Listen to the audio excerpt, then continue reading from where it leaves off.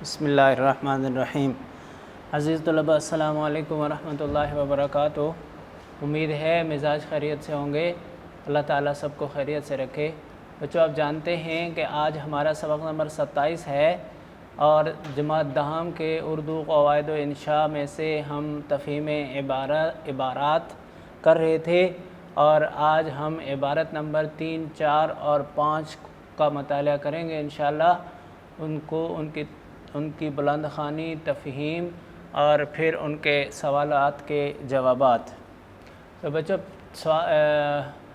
عبارت نمبر 3 غالب نے القاب و آداب، مزاج پرسی و خیریت نگاری کا قدیم دستور جس سے سرے منہ تجاوز کرنا روا نہ رکھا جاتا تھا بالکل ترک کر دیا۔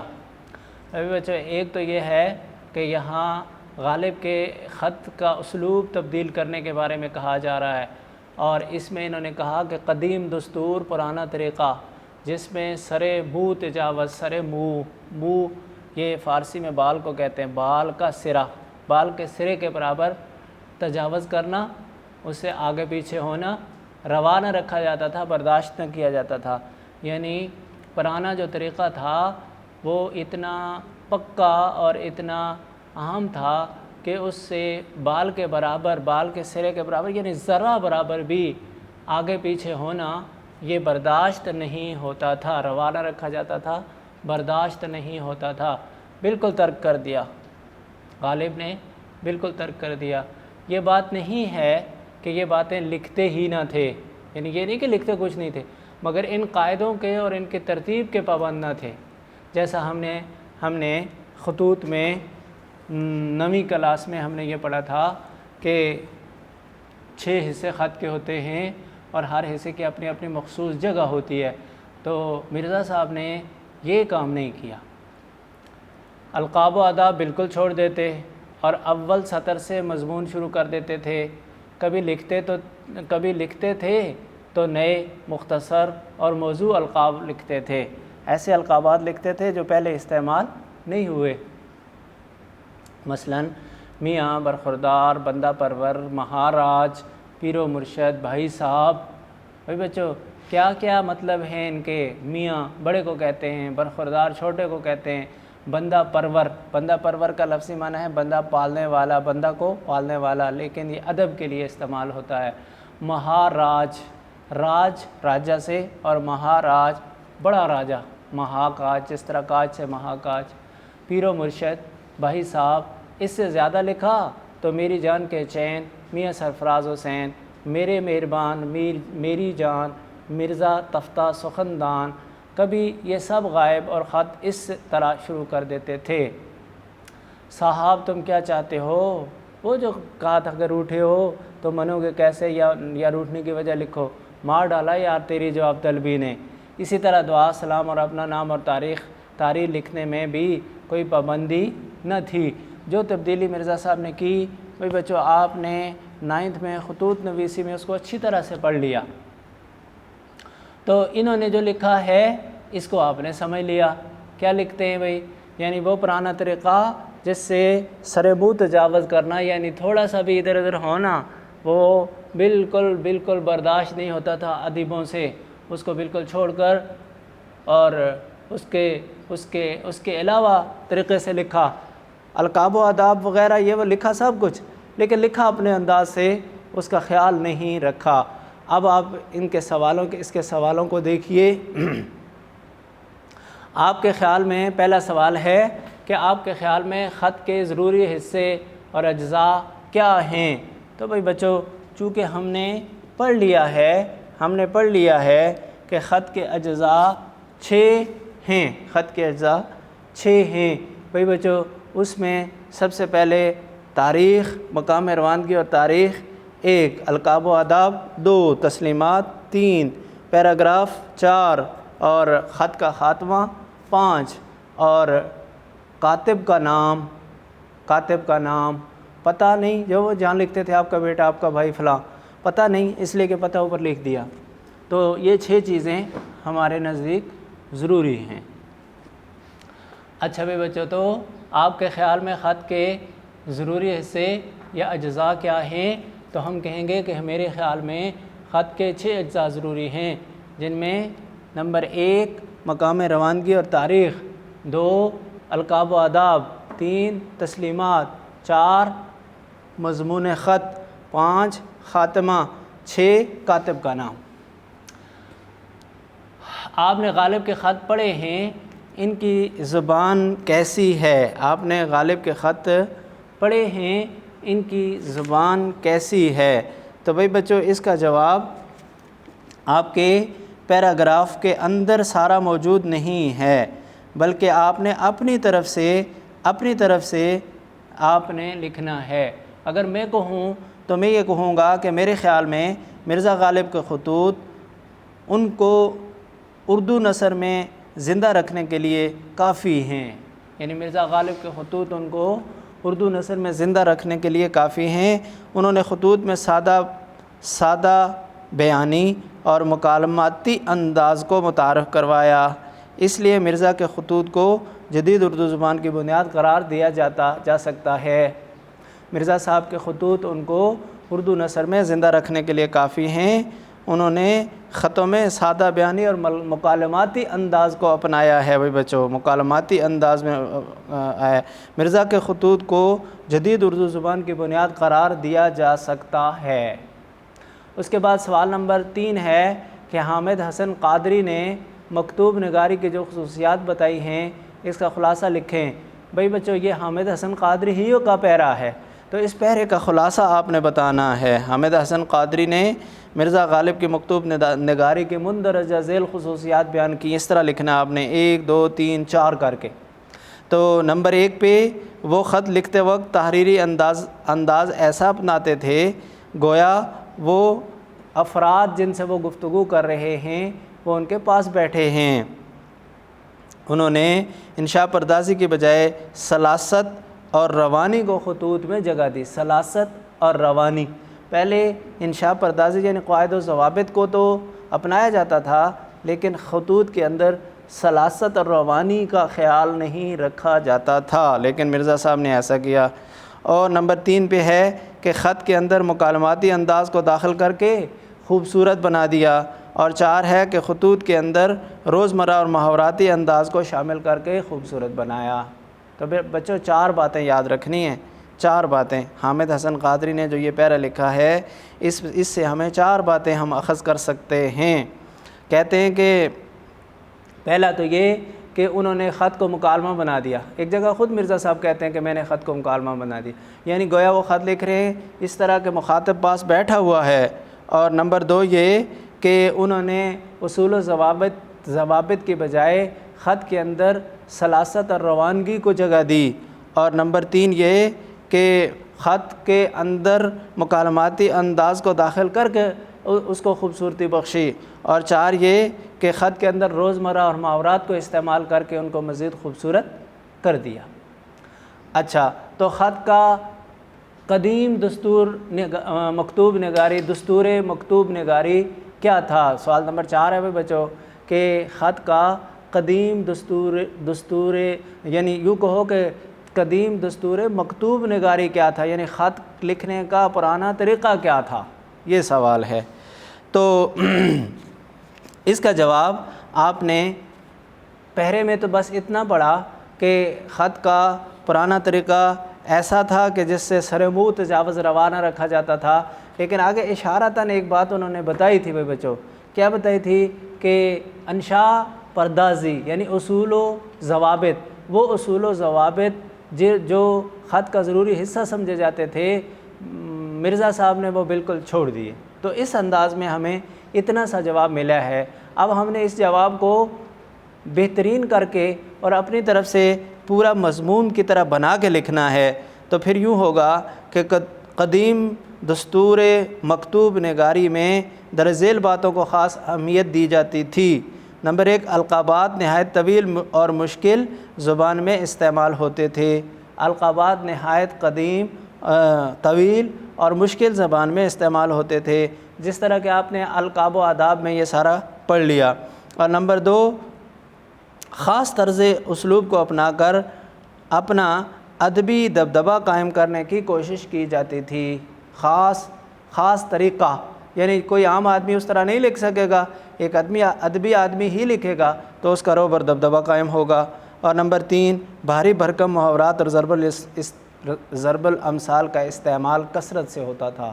3 چیزیں بھائی بچوں، ایک القاب و آداب جو عام آدمی کی پہنچ میں نہ ہوں، دوسرا خاص طرز اسلوب جو عام آدمی نہ اپنا سکے، اور تیسرا ایسے محاورات اور ضرب الامثال کا استعمال جو عام آدمی نہ سمجھ سکے۔ اس طرح سے آپ کر لیں۔ اچھا، نمبر 5 ہے خط کیوں لکھا جاتا ہے؟ خط کیوں لکھا جاتا ہے؟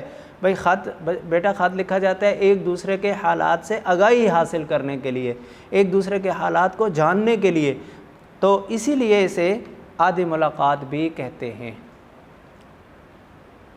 پیرا نمبر 4 ہے کہ سراج الدولہ اور ٹیپو سلطان نے انگریزوں کے خلاف کھل مکھلا جنگ کا آغاز کیا۔ فوجی طاقت سے برصغیر کے آزادی طلب عوام، ایسے عوام جو آزادی چاہتے تھے، کو انگریزوں نے کچلا، مگر جذبہ حریت نہ دب سکا، آزادی کا جذبہ نہ دب سکا۔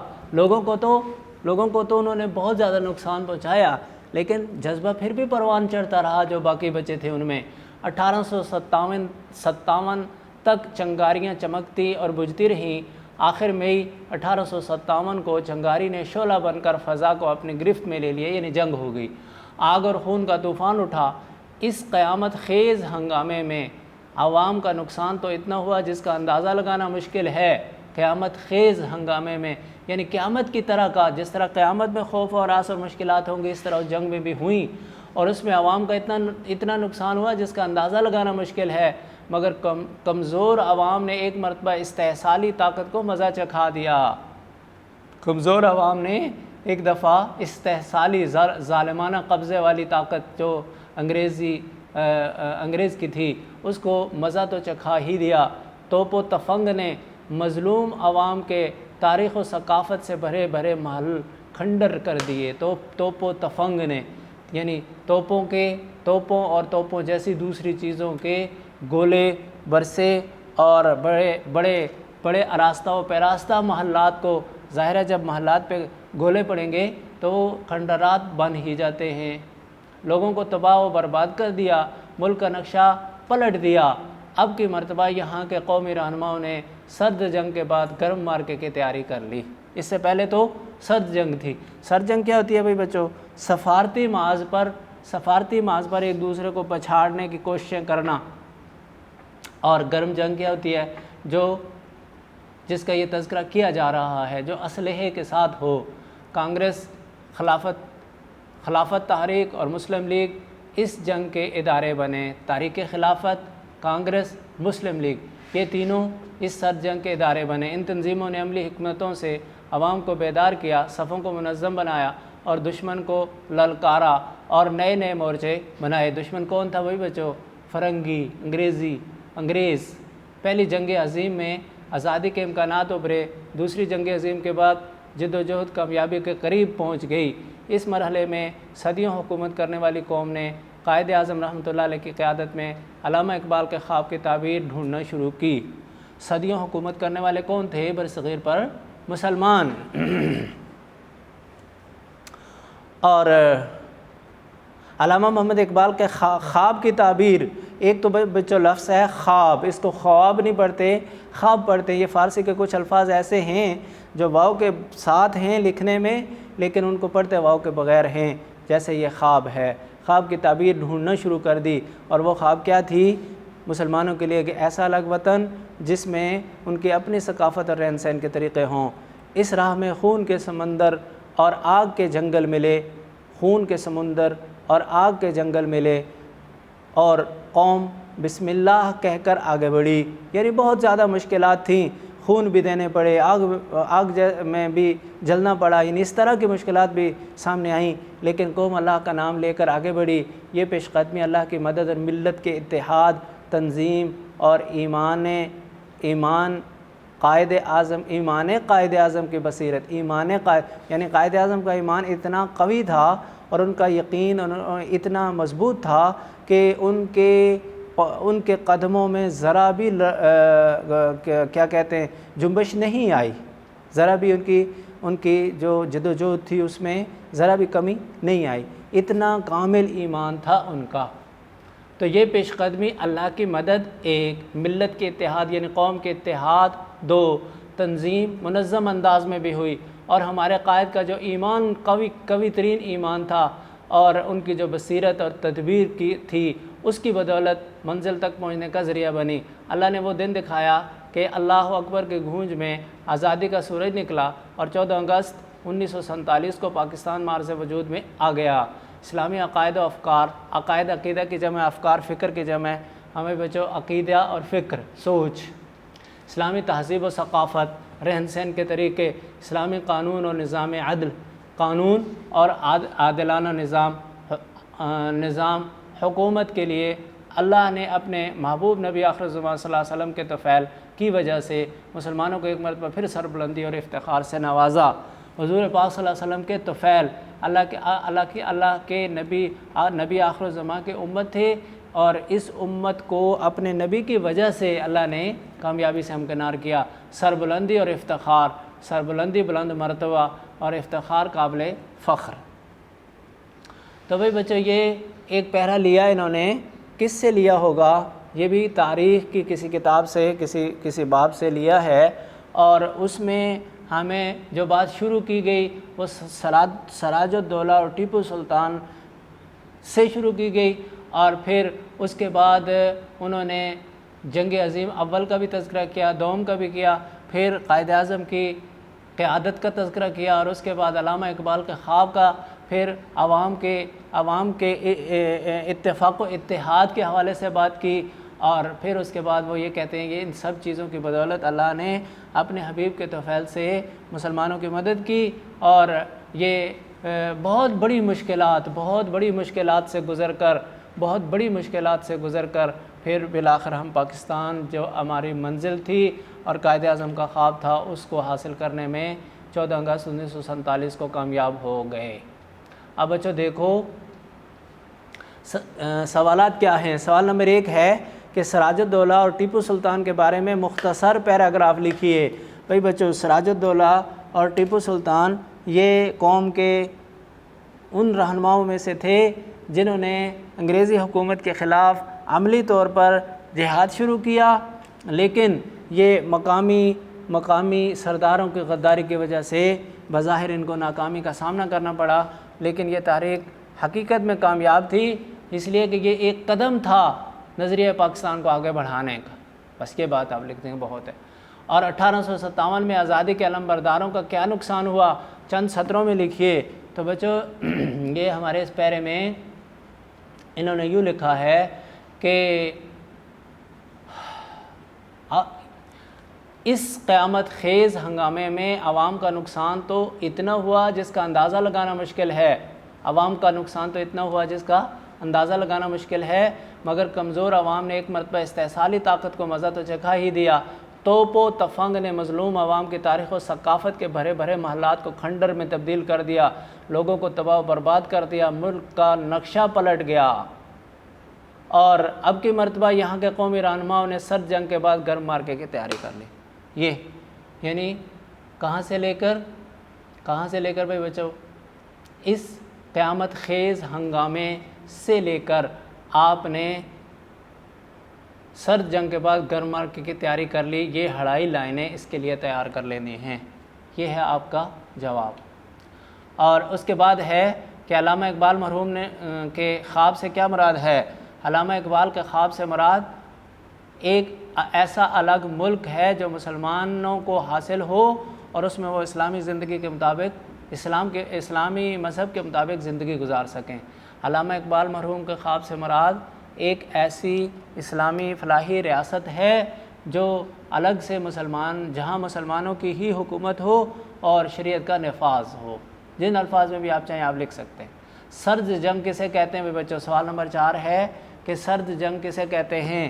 بھائی بچوں یہ پہلے تذکرہ ہو چکا کہ سرد جنگ اس جنگ کو کہتے ہیں جو سفارتی محاذ پر لڑی جائے، جو یعنی مکالماتی ہو، بات چیت ہو رہی ہو، اور اس میں ایک ملک کے سفیر دوسرے ملک کے سفیروں سے باتوں کا مقابلہ کر رہے ہوں، ٹیبل ٹاکس ہو رہی ہوں، اس کو سرد جنگ کہتے ہیں۔ یعنی ایسی جنگ جو اسلحے کے بغیر بات چیت کے ذریعے سے کی جائے۔ تو یہ بھی دو الفاظ میں دو طرح سے میں نے آپ کو بیان کر دیا، جیسے مرضی آپ اس کو بھی لکھ سکتے ہیں۔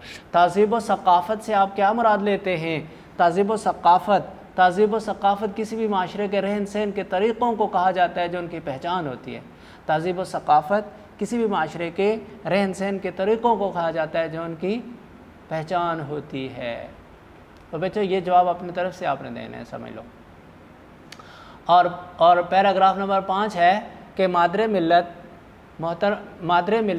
فاطمہ جناح مرحومہ پاکستان کی بانی نہیں تو قائد اعظم کی دست راست اور جانثار بہن ہونے کے ساتھ ساتھ جنگ آزادی کے ہراول دستے میں خواتین کی رہنما بہرحال تھیں۔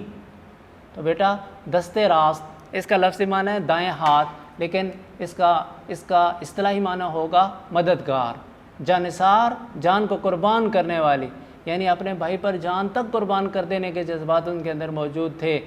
اور پھر جنگ آزادی کے ہراول دستے میں یعنی سب سے آگے لشکر میں سب سے آگے جو دستہ ہو اس کو کہتے ہیں ہراول دستے میں۔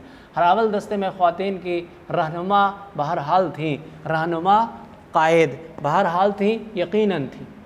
بلند کردار جفا کش بہن، بلند کردار، بلند اعلیٰ درجے کے اعمال، جفا کش محنت کرنے والی بہن، گھر کی چار دیواری میں عظیم بھائی کے محافظ و نگہبان، عظیم بھائی کی حفاظت کرنے والی اور ان کی نگہبانی کرنے والی، ذہنی سکون اور کار سیاست و قیادت میں معاون، یعنی وہ اپنے بھائی کے لیے ذہنی سکون کا سامان مہیا کرتی تھیں اور سیاست کے کام میں بھی ان کی سیاست اور قیادت کے کاموں میں بھی ان کی مدد کرتی تھیں۔ میدان عمل میں مسلم خواتین کے لیے نشان عزم و استقلال، عزم پکے ارادے کو کہتے ہیں، استقلال مستقل مزاجی کو کہتے ہیں، یعنی اس کا گویا کہ ایک وہ نشان تھی۔ جہاد حریت کے ہر مرحلے میں انہیں بھائی کا آئینہ دیکھا گیا۔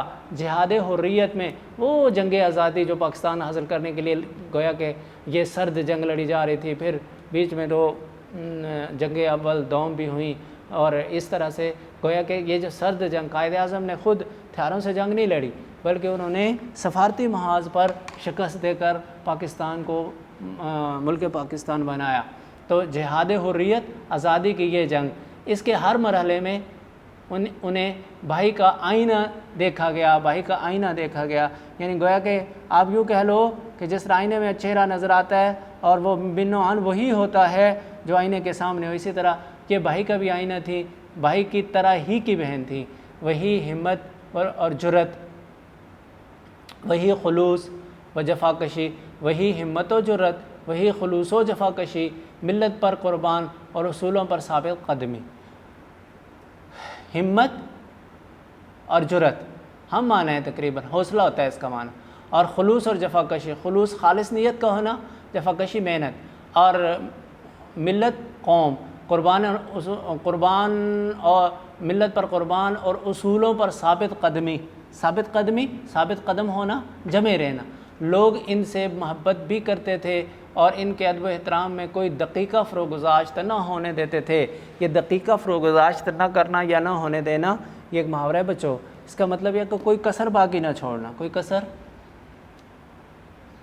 قیام پاکستان کے بعد محترمہ فاطمہ جناح نے ایک مثالی ماں کی طرح ملک و ملت کے لیے محنت کی، ہر وقت مصروف عمل، ہمہ وقت چوکس، ہر وقت کام میں مصروف، ہر وقت اشہار، صبح و شام، نظریہ، مقصد اور شاندار نتائج کی نگہداشت حفاظت، ہر جگہ سائے کی طرح بھائی کے ساتھ، اور ہر مرحلے میں قوم کی ہم آواز، قوم کے ساتھ۔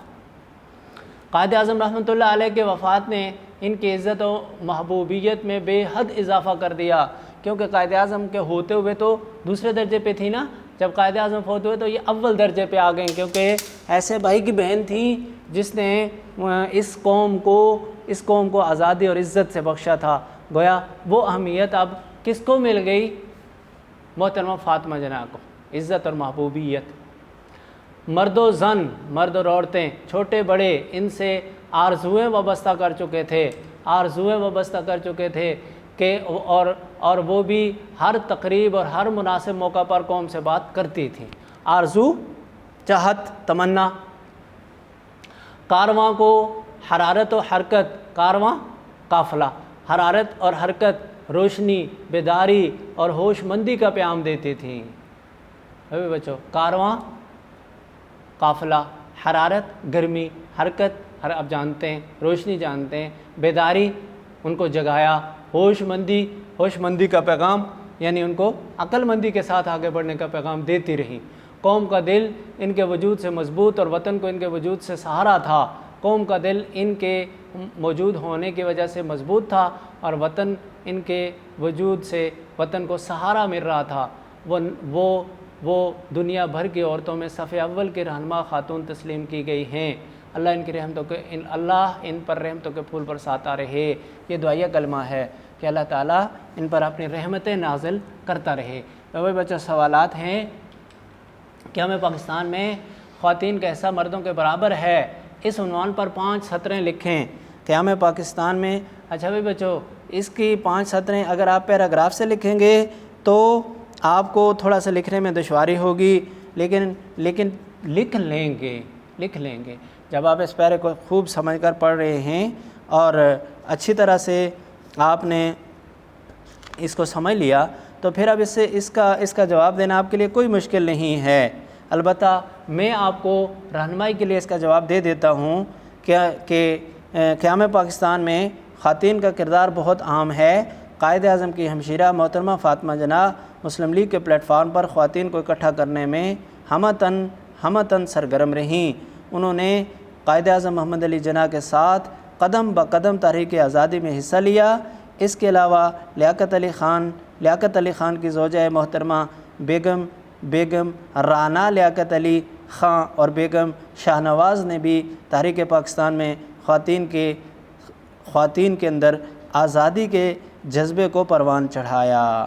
تو بھائی بچوں، 3 عورتیں ذکر کیں، 3 عورتیں، ایک تو محترمہ فاطمہ جناح، ایک بیگم رانا لیاقت علی اور بیگم شاہ نواز۔ ان کی خدمات آپ یوں بھی لکھ سکتے ہیں آسان کر کے بھائی بچوں کہ قیام پاکستان میں خواتین کا حصہ مردوں کے برابر ہے، اس لیے کہ محترمہ فاطمہ جناح نے جو اپنے بھائی کے ساتھ کردار ادا کیا وہ کسی سے ڈھکا چھپا نہیں، اور محترمہ رانا لیاقت علی نے جو تحریک پاکستان کے حوالے سے خدمات انجام دیں وہ بھی بہت اہم ہیں۔ اور ان کے بعد جو تیسری ذکر کی تھی بیگم شاہ نواز، یہ بھی انہی 2 خواتین کی شانہ بشانہ کام کرتی رہیں، اور جس طرح تحریک پاکستان کو آگے بڑھانے میں مردوں نے حصہ اور کردار ادا کیا اس سے کسی طرح بھی کم ان خواتین کا حصہ نہیں تھا۔ لہٰذا یہ کہا جا سکتا ہے کہ قیام پاکستان میں خواتین کا حصہ مردوں کے برابر ہے۔ کس کا حصہ بیان کر دو بھائی بچوں، ایک محترمہ فاطمہ جناح کا اور ایک رانا لیاقت علی خان جو لیاقت علی خان کی زوجہ محترمہ تھیں، اور ایک بیگم شاہ نواز۔ ٹھیک ہے بھائی بچوں، تو آپ کا جواب پورا ہو جائے گا۔ اس کے بعد ہے دستے راست اور ہراول۔ دستے سے کیا مراد ہے؟ دستے راست سے مراد دائیں ہاتھ لیکن معنی دائیں ہاتھ لیکن مراد ہے مددگار۔ ہراول دستہ لشکر میں جو سب سے آگے ہو۔ اچھا، اور ماں کے فرائض اور کردار کیا ہیں اور محترمہ مادر ملت کا مرتبہ کیا ہے؟ بھائی مادر ملت کا کیا مطلب ہے بچوں؟ قوم کی ماں۔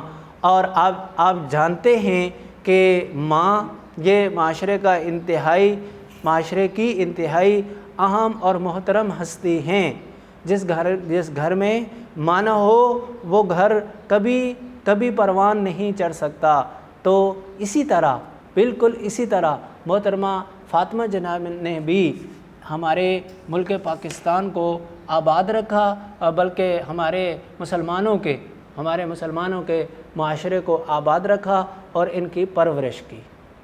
تو بھائی بچوں، ماں کے فرائض اور کردار کیا ہیں؟ ماں ایک گھرانے کی انتہائی اہم اور محترم ہستی ہیں، اور ماں کے بغیر کوئی گھرانہ پروان نہیں چڑھ سکتا۔ اسی طرح محترمہ فاطمہ جناح نے بھی ماں کا کردار ادا کیا کہ ہمارا اسلامی معاشرہ انہی کی بدولت پروان چڑھا اور باقی رہا۔ احتساب کے کیا مراد ہے؟ احتساب سے مراد